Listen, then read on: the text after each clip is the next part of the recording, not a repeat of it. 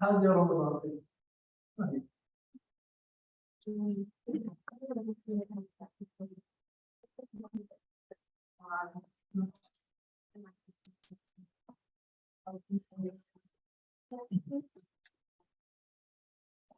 Oh, oh, really? Oh, wow. Personality, sure. So you fast pretty regular. Sure, sure. Yeah, it's nice. Yeah, I look up to you. I look up to you. I look up to you. Okay, okay. No. It's fasting is impressive on many levels. For any person, I think if someone fasts, I'm impressed with that. Fasting is impressive. I mean, it's rewarding, but it's quite demanding. Just I realize when I'm fasting how much of my engagement with food and drink is really not about hunger or thirst. It's really just about comfort. It's just a source of comfort. You're listening to something, it produces some anxiety, you just grab it for some chips or something like that. It's almost like it's a pacifier. And then just as you're, scarfing down that candy bar, life is good for those, 2 minutes. And then, the sugar rush. And then after that, you're back to worrying about whatever it is you were worrying about before. you know, not to paint a bleak picture. Nothing wrong with candy bars, but fasting, I think, does force that process inward, and it makes it much more lasting and I think significant. It's like it's a much more. It's like okay, just dealing with it. And I find that also too, I can see I'm a little more easily agitated when I'm fasting. It's like, son, come on, man, son, really, man, really. You know what I mean? You know, um, Right, we're all cooking for the family. It's crazy. yeah. Son, please. So it forces you to be patient and all over. I mean, it's good. This Ramadan, I tried to remain physically active as much as I could. I still try to get out, exercise, and that was mashallah easier than I expected it to be. It wasn't so bad. Mashallah, it wasn't so bad. Alhamdulillah. And you know, I did do a lot of reading this Ramadan, mashallah. I did more traveling than maybe I would have liked, but Ramadan is a very busy time for me always. So, but alhamdulillah, I also travel with my family in addition to traveling for work. So, went to Disneyland with my kids. A few days to make up as a result of that. But alhamdulillah, overall, it's been really good. Yeah, better learn about that. And that's also like, no one did it. And I'm not stuck. As you get older, it's more about like fast natural version. And so like that, especially like doing food from it, not just like age, but experience, but you put that version. Yeah. That's what this is when I'm like, Yeah, no, I think obviously, growth. You can't really, if a person doesn't have things to which they're regularly committed, it's very hard for them to keep track of their growth. So if a person is in like a committed relationship, for instance, you can see how you've grown in that relationship over 5 years, 10 years, 15 years, 20 years. If you keep starting new relationships, maybe you'll see how you've grown, but I don't think it's going to be, the picture won't be as clear. It's like, new relationship, new relationship, new relationship. Maybe you'll see, but I think with consistency, you see growth. So I think like fasting, praying, giving, we'll just sit it. Fasting, praying, giving charity, reading, if you have a regular regimen to which you're committed, you can see how your experience of those things changes over time. So a person can go from praying as just this exercise to avoid their father's criticism or something like that, to praying as, this meaningful expression of their relationship with their creator. And I think them being able to track the development of that from when they were a teen to when they are maybe an older person must be very interesting. This feels much different than it did when I was like praying and actually looking like Z said. So it's just, and that's what sometimes you just have to commit to something. You have to commit to something, and the fruits of that commitment you see later. It's like you have to practice commitment first, then you see the fruits of devotion. Some people want the fruits of devotion with no commitment.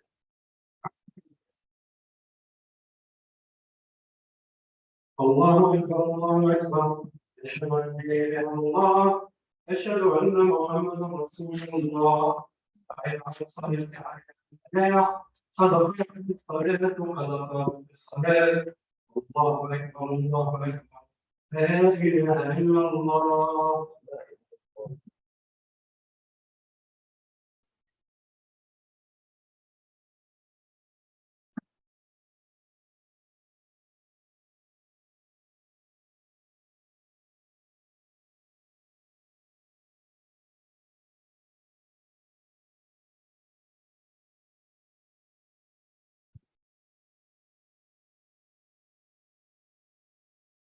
الله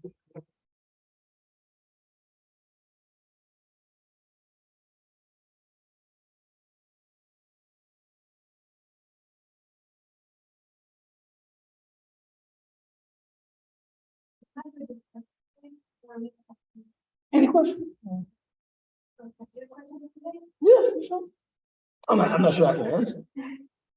Hold on one second.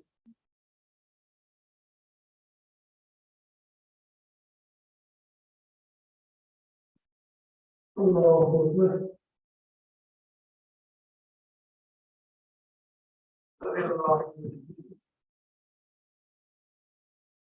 Yeah. الله أكبر. So I really, I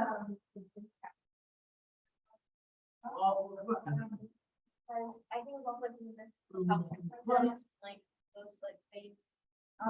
So verse 4.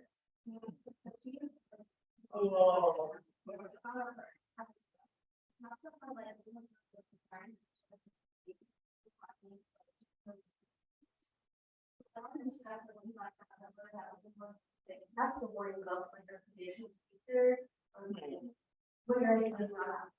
Bismillah. It's very interesting. I find that sometimes the contemporary experience of Muslims with the state of Israel and with Jews more broadly can misinform their reading of those ayat. I think some people, not you, but some people read the ayat about Bani Israel, and those ayat serve as a kind of justification for a kind of anti-Jewish kind of bias. Dare I say, like an anti-Semitic kind of, like, see, they are wicked, they are greedy, they are ethnocentric, they are like, and you have verses in the Quran, I think, that they cite to support all of these various assertions. I think that's a complete misreading of those ayat. I'm not saying you're reading it like this, right? When Allah is talking about Bani Israel, Allah is usually talking about them as a community who at the time they were being addressed, this is the community of prophethood, prophets, and a mission, right? These are a people that were preferred by God, chosen by God, elevated by God. And everything mentioned about them in terms of their going astray or their abuse or neglect of that covenant is a reminder to Muslims. This is what can happen to a people if they become arrogant, conceited, self-satisfied, insular, exclusivist. If this happens to you, right, this can also happen to you. And it serves as a very potent reminder, right? So, all of those ayat should be read and understood as warnings for us. Right? This is how, a community that, if we just look at, sheer numbers, experienced much more divine revelation than even our community has. We're talking, it's mentioned that in Beit al-Maqdis in Jerusalem, there isn't a handspan that an angel or a prophet has not prayed. It's mentioned in Hadith that God sent prophets to all of the peoples of the world, right? Didn't discriminate in that regard. The difference with Bani Israel is they would have multiple prophets alive at one time. If one of them would pass, another would be born, and another, and another, and another. Some people estimate thousands of prophets among the children of Israel. So these are very, they have a special, role that they've been given, unquestionably, in, I guess, the history of revealed religion. But all of that does not absolve them of some of the misdeeds, mistakes, missteps that they've made. So if we become triumphalists, we are the Ummah of Muhammad, we have the last prophet, there's that, and we mistreat other people, right? Or we become literalists and we lose the spirit of what we believe in. Right, because I think it's much more interesting to look at the actual substance of the arguments or of the charges raised against the children of Israel. Look at the substance of those things, and if you're honest, you'll see all that exists within us now. This is who we are now. So, just a few that come to mind. One, their ethnocentrism. Right? Nahnu abna'ullah. We are the children of God. Right? And Allah tells them, if you say that Jannah is exclusively yours, then wish for death now. Right? Saying that this was a fallacious claim that we're the only people that Jannah is just for us. It's not for anyone else. Then they had unfair business dealings. ليس علينا في الأميين سبيل, right? The goyim, the non-Jews, you can cheat them, exploit them, manipulate them, right? Allah said this was a lie. Then their textual literalism. There's a few places where the children of Israel are told to observe the Sabbath, right? No work, no hunting. This was a part of the Mosaic Sharia. They put the nets in the water and they said, we're not fishing, the nets are fishing, right? Like trying to, right? These are the things that they would do. So like using technicality to circumvent, right? What was commanded of them. Then they were like donkeys carrying books. That they had this revelation. They had this tradition of prophethood, but after some time, it wasn't anything that actually informed the way that they lived. It was just a bunch of ritualistic formalism that had no spirit, no heart, no real connection to God. I could be describing the modern Muslim, right? So I think those ayat are descriptions of a God-centered community that lost its way. That's how I read those ayat, right?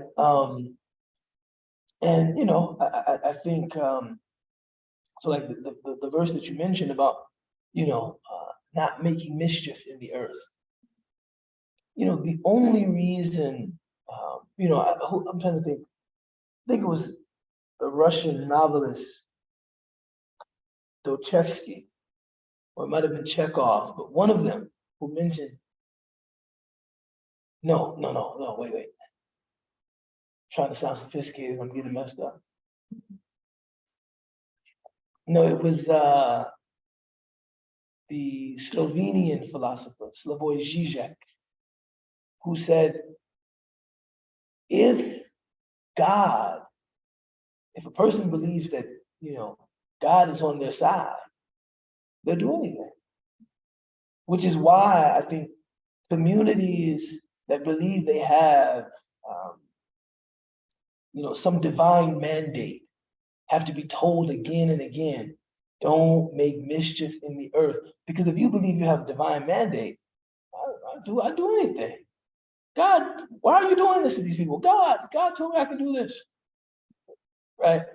But then somebody critiquing secular philosophy said, well, if there is no God, then you can certainly do it. You know what I'm saying? So is that if you believe that God is on your side, you can do anything. That was their critique to religious people. The religious people responded, well, if you believe there is no God, you can certainly do it. Right? So both, whether you're religious or secular, check yourself. That's the message. You know what I'm saying? Check yourself. You know, the religious person should be careful not to allow belief to justify misconduct. And the secular person has to be careful not to allow their own thinking not to justify their misconduct. Avoiding that, but like after the currently like you move out. The verse when you see that like if you talk about the corruption of 2 instances that will happen, and one of them has already happened. The second one is they take over the office and they take over the home. People think that when people go home, there's no explanation of what they're going through. So in terms of like you're not like reaction or anything like, oh, how do I talk about these people and like in the political, but like how do I make sense of my current situation? Yeah, no. Harmful, you know? Yeah, I mean, look, I mean, one can only what it must be like to be someone Palestinian, experiencing that kind of, you know, occupation and really apartheid. One can only imagine. I mean, even for me as an African American, and just using some of my, I guess, cultural imagination, it's still hard to fathom that. I mean, we were taken from the land of our ancestors, brought to America and subjugated, which is devastating, right? But it's not the same as being subjugated in the land of your fathers, right? To have someone actually, it's not the same. You know, it's like, okay, I was removed from the land of my kind of ancestral past, and then, you know, subjugated and transformed into beast of burden, you know, essentially. You always have that I won't call it an excuse, but there's some consolation in the fact that, well, I was removed from my home. They did this to me by taking me from my home. They couldn't do this to me on my land. And that's why I think, colonization, I think mentally coming to grips with what it means to be colonized is very, very difficult for someone who hasn't experienced colonization, because it's not like you were ripped from some place and placed in a foreign place. This is still the place that I recognize. This is still the place that my fathers farmed and harvested and lived and built and cultivated and grown. But I don't have any, I don't preside over it in any authoritative way. I've been transformed into a second-class citizen within this territory that I have an ancestral connection to. So one can only imagine what, and you have to forgive me. You have to forgive me. Sometimes I can speak kind of as a Western academician, even though I'm not an academician, but sometimes I get that critical component, right? Whereas I think sometimes people maybe want a devotional answer, like, is this tafsir? Whereas I feel like I understand their ability or their attempt to craft theologies that help them make sense of what they're experiencing in the world. That's what we're supposed to do. I don't know. Now, of course, I'm unable to say whether it's authoritative or not. Like, this is the meaning of the ayah. I don't know. But their attempt to go to the Quran to explain the circumstance in which they find themselves, I think that's what you're supposed to do. I think that's what you're supposed to do. Trying to, I always say that it sounds just kind of colloquial and like, but I feel like if you're a modern person living in the world and you're trying to like stay in touch with the sacred text, a lot of what we're doing is just trying to figure this out. I'm just trying to figure this out, man. I don't know. I'm just trying to figure it out. I think the goal is in the striving. It's not in the conclusion. Maybe I'm right, maybe I'm wrong, but I am turning to the word of God to try to figure this out. Trying to understand what's happening to me right now. And I think that every person that has an active faith in scripture and in God is doing that. Right? I'm trying to figure this out. So I can't tell you how many nights I've sat with Quran, reading stories about Bani Israel, thinking, here it is right here, the story of the transatlantic slave trade. This is it, this is it right here. It's all right here. I'm trying to figure this out, trying to understand, what has happened to me, the historical trajectory of my people. I'm trying to locate some perspective in the book of Allah. Right? Now somebody else may say, no, that verse has nothing to do with that. That's just, I'm just trying to figure this out.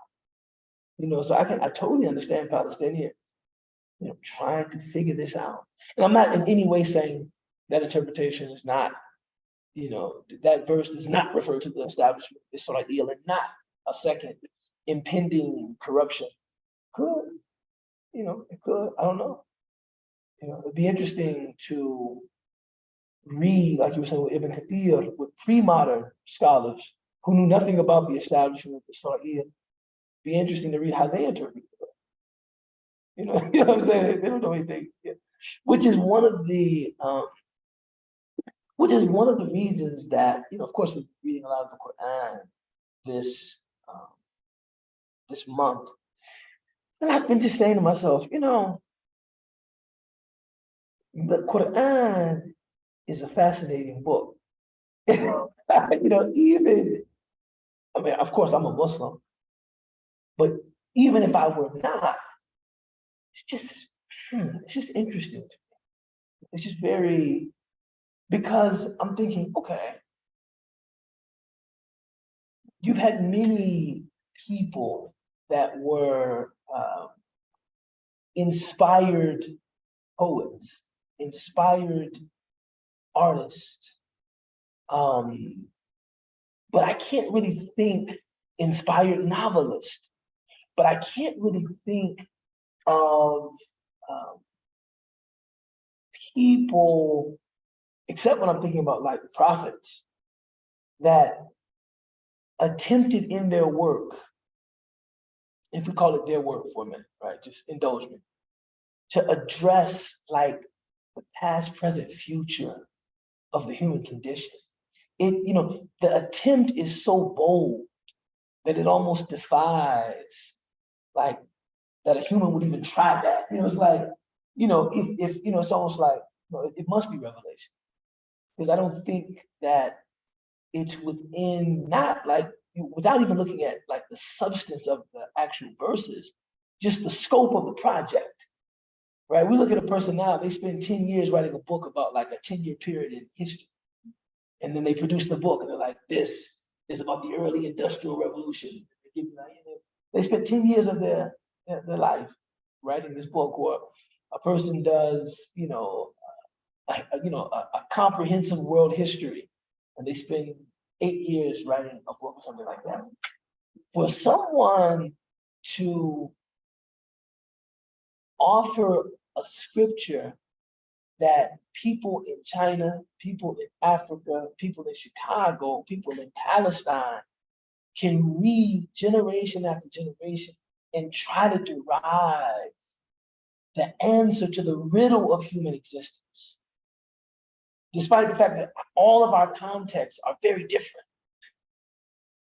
I think it's just like that in and of itself is proof of it being revelation. It's like, people in Pakistan are reading this right now. People in Australia are reading this right now. People in Russia are reading this right now. And all of them are saying, this applies to my life. Even though we've had different experiences, I think that universality of the Quran is what makes it special. That universality that I think defies, I don't think a human being can do that, actually. I don't think a human being. I think, especially with like textual deconstruction, we look at the work of any great author, and it is present in the Quran too. The Quran is connected to its context, right? The Quran is not revealed, it's revealed from beyond time space, but it's revealed in time space. So and that's part of the miracle. It's addressing like the real life of the Prophet Muhammad, really things that are really, really going on. But somehow it's still very relevant to us, 1,400 years later. It's still providing us with fruit for contemplation, reflection, inspiration, where we can still think about it. I think you'd be hard. I mean, even great works of human literature, poetry, we still read them, but I think it's much easier to kind of like connect them to the life of the author, the time of the author. And so it becomes like, okay, we read Shakespeare and it teaches us some lessons, but no one, to my knowledge, has gone out, or no one is currently, maybe I'm sure someone, but not a whole civilization of people, basing the deepest questions in their lives on the words of William Shakespeare. Let's see. Maybe somebody, maybe there's one or a few people that like, and he's thinking about his children, he's holding his first child, he's thinking, like Shakespeare said. I don't know, maybe, maybe. But, so I guess that's an elaborate way of saying, I don't know. But it certainly could be the case. Other thing? How are you?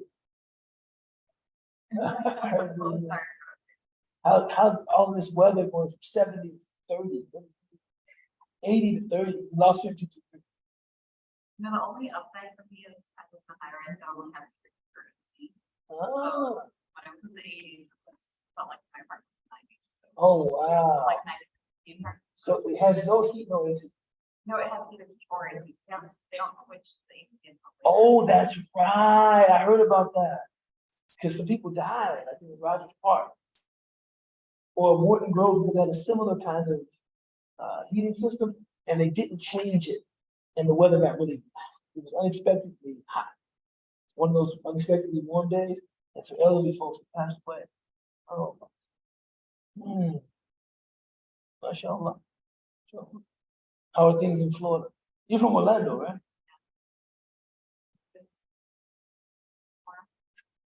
It's Florida. It's Florida. It's Florida. Mashallah. Other things.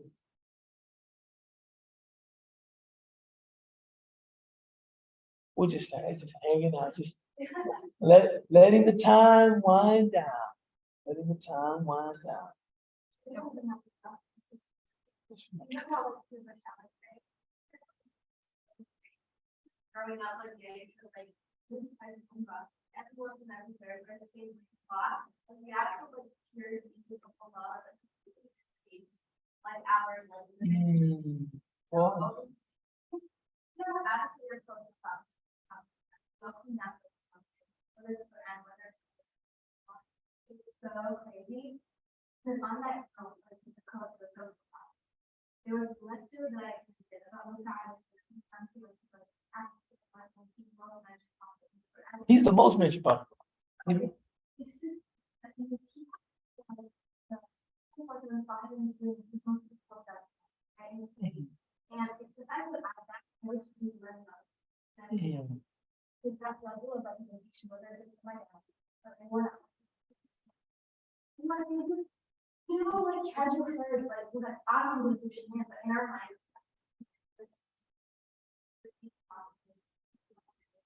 Oh, yes.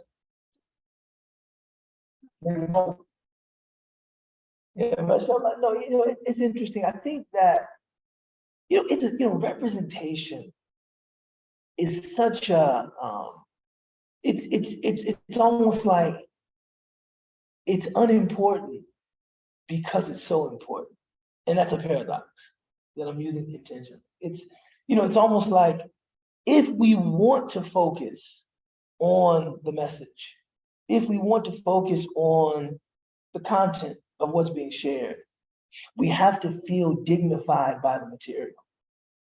That's just a fact of human existence. If women don't feel that Islam is dignifying them as women, then they can't even listen to what's being like, I can't even listen to this. I can't take this seriously. Right?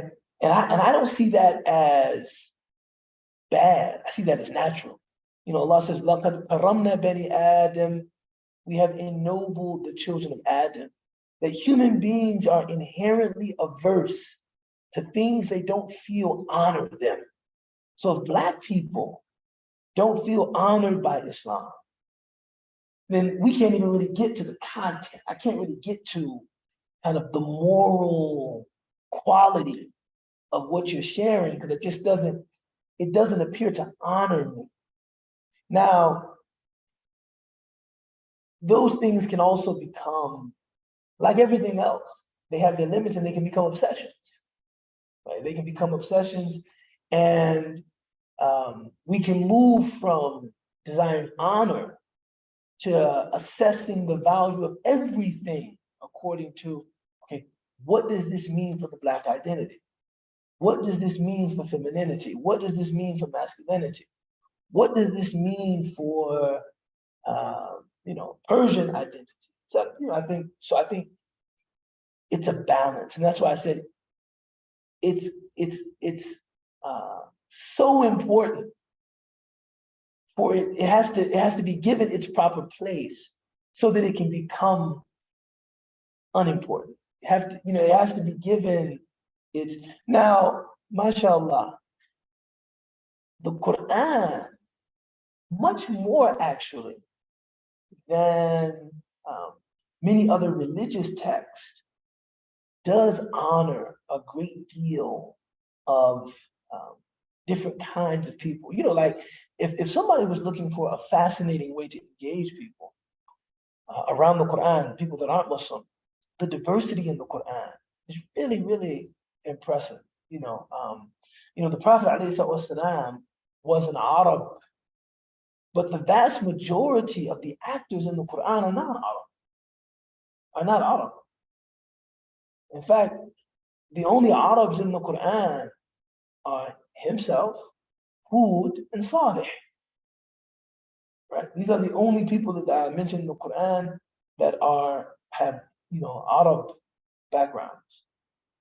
Everyone else is something else, right? Which is interesting. Everyone else is something else, right? A lot of them, given what we were just talking about prophetic history, they tend to be Israelites, right? Also, the Quran makes explicit mention of Maryam alayhi salam. So you have that. And she's mentioned as a paragon of virtue. She's mentioned as an exemplar of faith and devotion. So you have that. You have Musa, like you were saying, mentioned more than any other prophet in the Quran. And the Prophet ﷺ described him as being dark-skinned, tall, curly hair, broad-shouldered, resembling one of the men of Shanu'a, which was a Yemeni tribe. And it's just subhanallah. I think when I read that, what I'm reminded of, and Sidi Mustafa Briggs talks about this a lot, but Blackness in and of itself never represented a negative category for the pre-modern Arabs. Many of them were actually dark-skinned themselves. It wasn't like something that what they struggled with was Africanity. They struggled with embracing people that were African. In spite of the fact that there was a lot of phenotypic similarity between Arabs and Africans. But somebody being African kind of cast them into this like foreign, you're foreign to me. You're foreign to me. And their black skin, because they were, whereas the Arabs had, kind of a broad diversity of complexions. You could be light, you could be brown, you could be very dark. All of that was normal to them. The Africans in the Arabian Peninsula were almost exclusively dark. And so dark skin became a marker of foreignness. Do you understand what I'm saying? It's kind of like how I guess to use an example, like you may have a group of people, and we have different kinds of, among our people have different nose shapes. But you may say like Jewish people from Eastern Europe, they have almost exclusively a larger nose. So if somebody says something like the big nose Jew, doesn't mean that we have a problem with big nose. Some of us have big noses too. It's that the nose has become an identifier of their foreign status. Like when you see that nose, you know it's a Jewish person. You see, that's how black skin functioned in the context of the Prophet ﷺ. The skin becomes an identifier of the Africanity, the foreign status of the person. But they themselves never had a problem with just black skin. Am I making myself clear? Do you guys understand what the difference I'm saying? It's not like they themselves, like a person being black was like, oh. No, many of them were dark skinned themselves. But a person being African was marked by their being black. And they had to be taught how to open themselves to kind of the diversity of God's creation. And I think the story of Musa was, a great example of that. And here you have this esteemed prophet in the Quran who was of Israelite extraction, but was active in Africa, right? Functioning in Africa. Most of his story takes place in Africa, right? I think it opened a lot of psychological space, for them. Mashallah. There's a good series if you're really into this topic called African Quran by Dr. Bilal Ware. And he talks about how a lot, I think more than half of the stories in the Quran and the people in the Quran, it actually takes place in Africa. That you wouldn't think about that. That is actually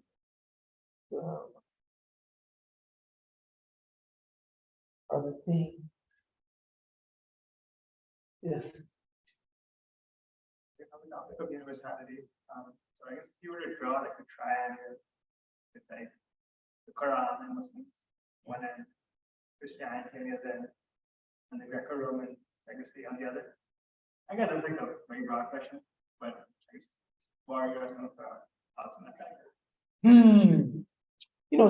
I think this is a question that could become more relevant with the passage of time.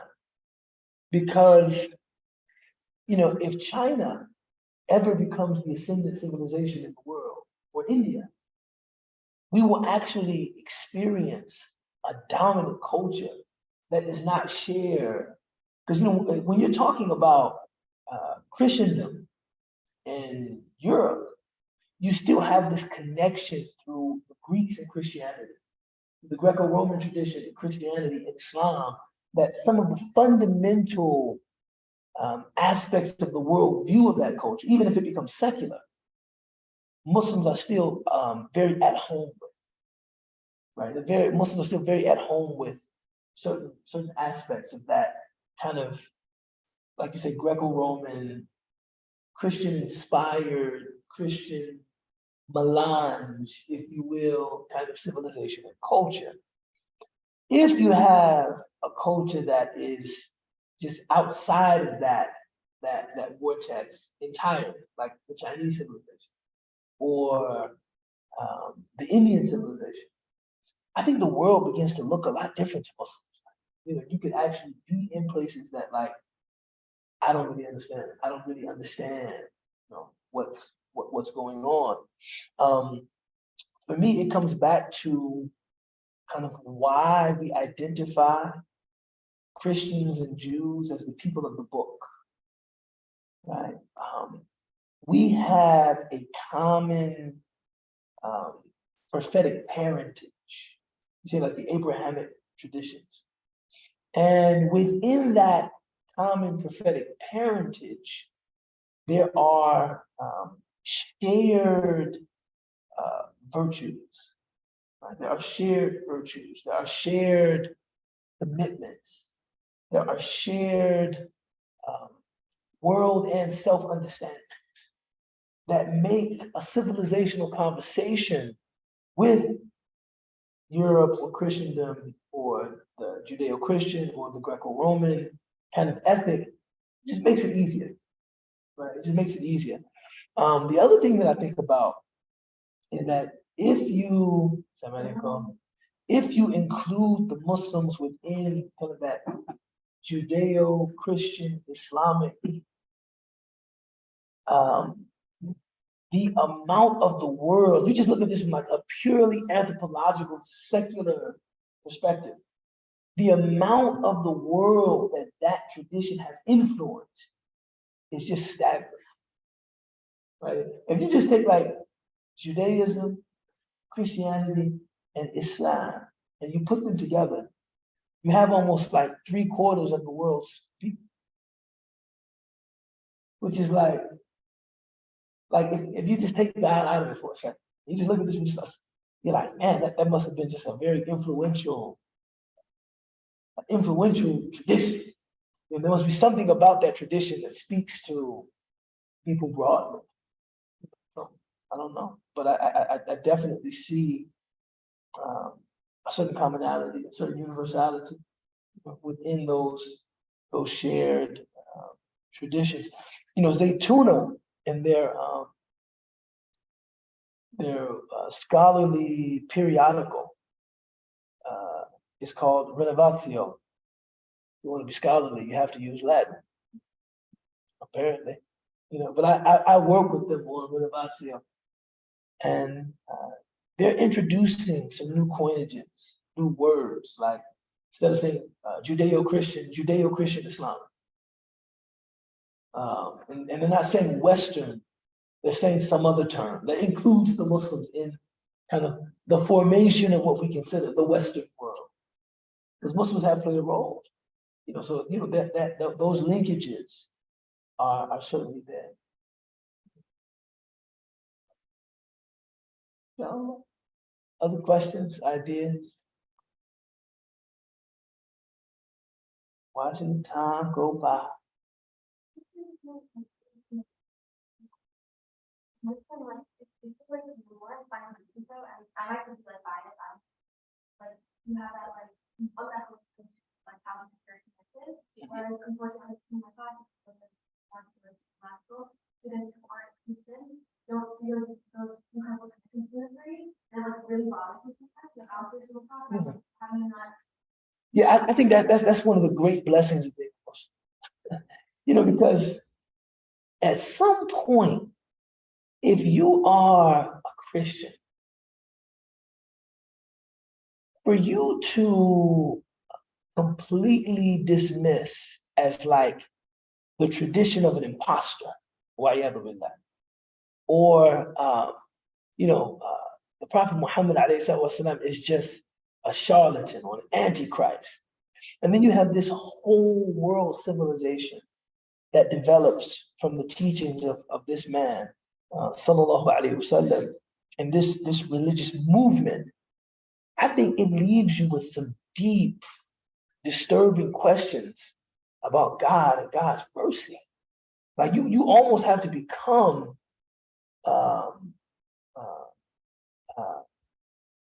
what's the word I'm looking for?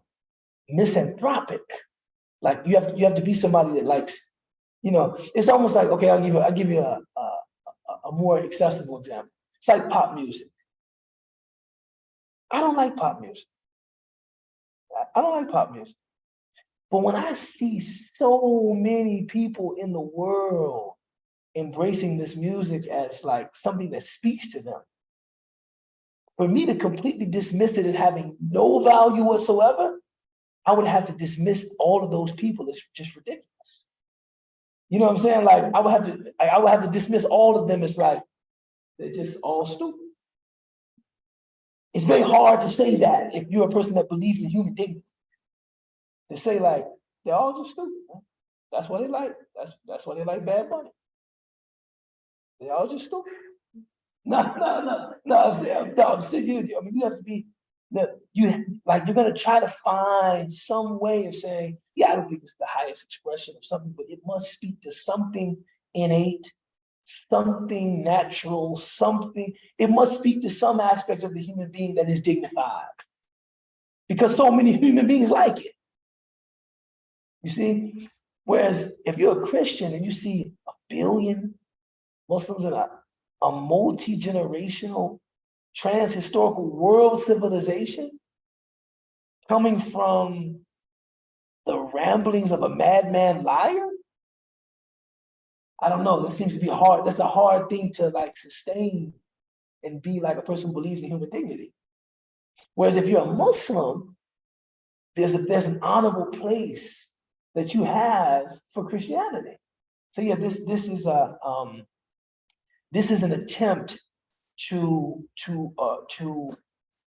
realize, to capture the teachings of the legitimate prophet and messenger, Jesus Christ, that at some point lost its way, but you still see it as connected to something real. It's not complete. See, we don't see their religion as completely phony. No, there's something real there. See, Judaism is not completely phony to me. It's not like this is just a phony religion that somebody made up. No, there's something real there. You know, this was one of the reasons that, and me and Sani, we've been having a debate about this for about 4 years, but we haven't settled the case yet. But this was one of the reasons why they would say that a Muslim man could marry a non-Muslim woman, but a Muslim woman could not marry a non-Muslim man. Them assuming that men have a certain kind of authority, they would say the Muslim is able to respect the religion of his wife, even if she is a Muslim. He's able to have an honor, he's able to see that religion as something that has its own kind of honor and dignity. So that non-Muslim woman could be assured with the Muslim man that her religion would be respected because he has a basis to see it as something respectable. She's a Christian, I mean, I don't think that their aqidah is the right one, and I think that they should accept the Prophet Muhammad, but their religion is definitely an honorable thing. It's based on the teachings of Christ. It has a dignified position. They said the Muslim woman would not be able to enjoy the same thing from her Christian husband. That he would see her religion as something made up, and he wouldn't be able to respect her religion in the same way. And this would subject the Muslim woman to, of course, this is their assumption, but this would subject her to mistreatment because he doesn't have the same basis to respect her religious commitment. So he looks at her religious commitment as, oh, you're just following a liar, a man that made some stuff up. So why would I respect that? Whereas the Muslim would never see his Christian wife's religious commitment that way. I know Sanya has a comment. I know she has no, the Muslim would never see his Christian wife's religious commitment that way. So he sees it as like, okay, it's not, Prophet Muhammad is a true prophet, but Jesus is also a true prophet. Moses is also a true prophet. Do you understand what I'm saying? So it's a little bit different in that regard. So I've always saw that as a great blessing of being Muslim, that I don't have to, even, and this is where like the work of like Dave Coolidge, that he just graduated, did his PhD, all his dissertation was on Islam and Hinduism, right? Hinduism, of course, is the ancient religion, right? Muslims can even find a way of dignifying that tradition. Maybe it was based on some prophetic teachings, that Buddhism, same thing. I find that as a Muslim, the only human tradition that you really have to find a way to reconcile with is the secular tradition. That's the tradition that we're thinking, how do I make sense of this, right? And not wanting to say, they're all stupid. Right? It's the secular tradition trying to make sense of. Now, to my brother's point though, whenever I find myself in those places, what we consider the secular tradition is really a watered down Christian tradition. That's the truth, actually. What we consider the secular tradition in the world today is really a watered down, completely like broken down, evaporated Christian tradition. It's not a pure secular tradition. It starts with kind of a Christian tradition, and then it like whittles down to the secular tradition. You see what I'm saying? That's the secularism that we know. It's not,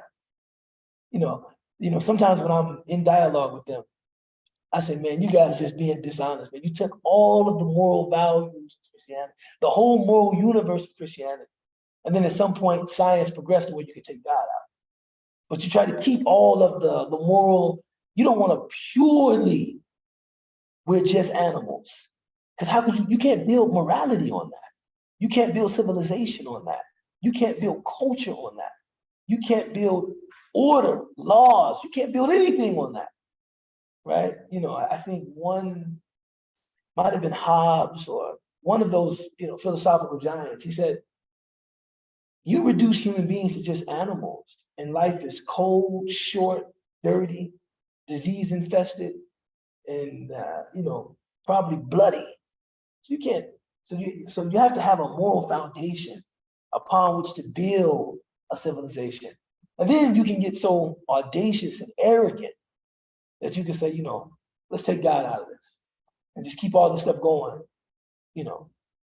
Just with secular laws, and positivism, right? But that's just I always say secularism doesn't produce anything like what we're seeing. Like we live in relative stability, safety, security. Many of us can just access food. We don't have any fear in our persons. That does not come from secularism. That actually comes from Christianity. Secularism is just like it just kind of whittles off. You know, it's like, you know, they just, some point, their world grew incapable of embracing the idea of God. What a misfortune for them. What a misfortune for them. You know, I think that's, and I think whenever you talk to them, you have to kind of contextualize where they are in their own kind of development. And they're just so arrogant that they think because we're here, the rest of the world should. You know, that's why I always say a lot of the atheism, it's really just a reflection of white supremacy. You think because you don't find any basis to believe in God, that I don't?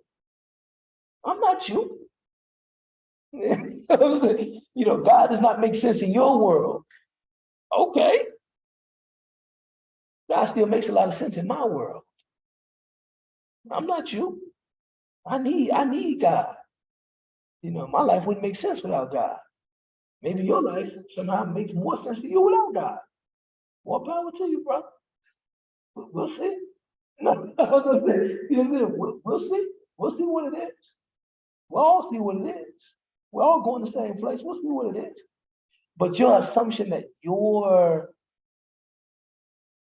where you've arrived in the civilizational journey, Western Europe and by extension America, everybody should really be there. We're Muslims and we don't even believe that. That's like the sophistication. We actually believe that, yeah, we believe we're right, but God actually explains to us, certain people will not believe in what you believe in. Get used to it. So, you know, it's amazing when they approach you and say, if you don't believe this, it's like, oh, you're so stupid, you don't know this. We don't approach them like that. We're like, this is the truth, but not everybody can see it. You know, not some people, and I still have to treat you with respect. I still have to treat you like a babe, brother. You know, this is the truth, but not everybody can see this truth. I know that already. You know, I mean, the Prophet Muhammad was alive. You know, sometimes I think like, the Prophet was alive at one time. Think about that. You know, you have some non-Muslim scholars that try to deconstruct Islam by claiming that the Prophet Muhammad was a mythical character. There was never anybody called Muhammad. It was just like an Aesop, like he was like a mythical person. Like they made up. There was never. And I always say, no, the Prophet Muhammad والسلام, was alive at one point, which means you have human beings that saw him in the flesh, like as he was alive, and some of them still didn't believe in him. We're not frustrated by the presence of people that are different than us. That's a given. It's a given that people are different. Some people will be different than us. Some people laid eyes on that man. I don't believe what you're saying. And could see him. I don't believe what you're saying. These idols, man, that's what I'm about. What my father was about. So for us, it's not like oh my God, somebody's not Muslim. We've always had people who weren't Muslim. You gotta find a way to treat them with respect, live with them in peace. Some people are not Muslim. I find that secularism is more intolerant. Like if you're not properly secular and liberal and democratic, and it's like, oh, what are you? They can't understand you. Are you human? It's like, I mean, you're not Muslim. I see that you're human. You know what I'm saying? I see that you're human, but you have a hard time seeing that I'm human. You know, it's just, I don't know, it's amazing. Like the non-religious people have become more intolerant than that's where we are now. You know what I'm saying? That's where we are now. You know, that a lot.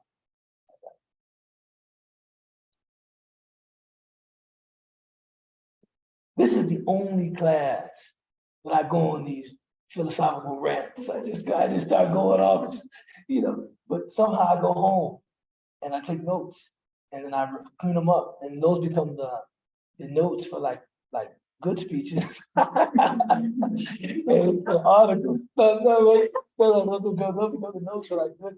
And in this class, I got people that I trust, so I just go on and just start talking, just go on the thing, what I'm saying? But I go always like, okay, that was a little excessive.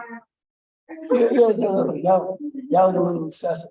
I always tell people, man, if a person is working as a creative of any kind, whether they're a speaker, a teacher, a writer, you know what you need most? You need spaces with people that you trust, where you can think and feel out loud. That's what you really need, so that you can kind of test certain devices and put them out there. If you have a religious community where everybody is on pins and needles, worried about making a mistake, then if you say something, somebody will say, hold on, then you never experience people that can be creative in ways that help religion make sense to us. Everybody just stays like, just the whole goal is to stay safe. Don't make a mistake, man. Don't say nothing that, get you excommunicated. Something get you, called a mubtadi'. Somebody say you on bid'ah. Or so, you're just like scared. You don't want to say nothing. You don't say nothing.